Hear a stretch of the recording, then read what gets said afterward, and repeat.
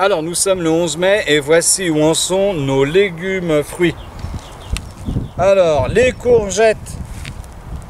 Alors là c'est pareil, hein, j'ai éclairci et j'ai laissé... Bah non, si, non. Non, on a mis ici, je me rappelle plus. Non, non, on a émis plusieurs. Hein. Je me rappelle plus non plus. Si, on a émis plusieurs, donc j'ai éclairci, il n'y a que un pied. Mais comme ça devient énorme de toute façon. Voilà. Et c'est même de trop parce que... eh ben là, il va falloir que je coupe des feuilles. Regardez, ça fait de l'ombre à mes concombres. Ah, les concombres. Donc, faut pas toucher aux concombres. Voici les concombres, hein, ils poussent bien. Alors ça, les limaces adorent le concombre. Hein. Ouais. Je vous dis ça parce que si vous voulez en faire, ben, il va falloir mettre de l'anti-limace. Donc, ben, les concombres poussent bien. Les piments. Un peu moins bien. Un peu moins bien. Alors c'est pareil, hein, ce qu'il faut savoir, c'est pas parce qu'on a un bac ou un terrain qu'on peut planter ce qu'on veut. Suivant la nature du sol, il y a des choses qui vont pousser, des choses qui ne vont pas pousser. Mais ça, on verra ça pour une prochaine vidéo. Ensuite, nos courges butternut. Ah non, il y a nos aubergines avant. Donc voici nos aubergines. Là, il va falloir que je commence à que j'en enlève. J'attendais un petit peu que ce soit assez grand.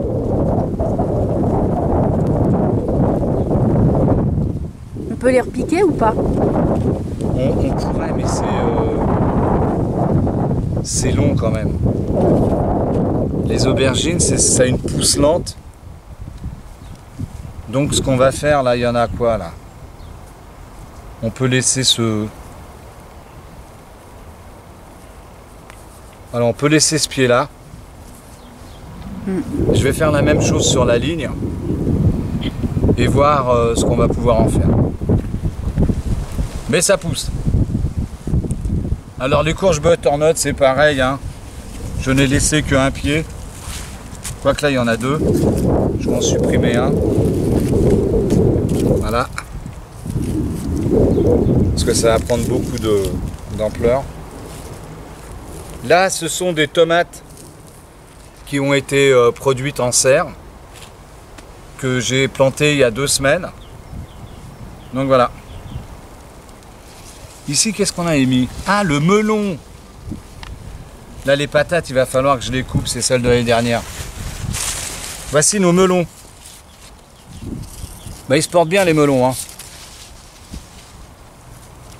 Je vais faire un nettoyage. Par contre, c'était ici, ouais. J'avais une ligne là. J'ai oublié de mettre des tomates. Ouais, mais il y a beaucoup de pommes de terre sauvages là qui... Ouais, je vais couper, je vais planter. Là, qu'est-ce qu'on avait? Nos petits marrons. Alors c'est pareil, hein, j'ai éclairci, j'ai laissé qu'un pied. Parce que après, ça va te faire de trop. Tomates, que j'ai planté comme les autres il y a 2 semaines. Et voici nos noirs de Crimée. Alors là, qui ont été plantés en graines, directement. Ça pousse. Donc on voit quand même que le développement est moindre que celles qui ont été en serre, ouais, mais ça va le rattraper. Ouais.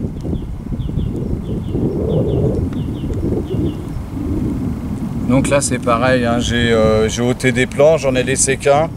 Et puis voilà. Et puis ça, c'est des pieds bah, que j'ai plantés il y a 2 semaines.